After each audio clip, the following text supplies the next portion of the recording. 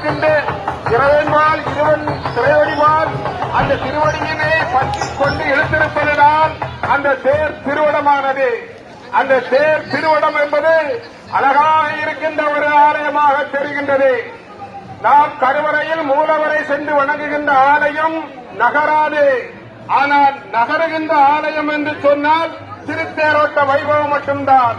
இந்த தைப்பூசம் நன்னாளில் தான் இறைவன் படைத்திருக்கின்ற அந்த நவக்கிரக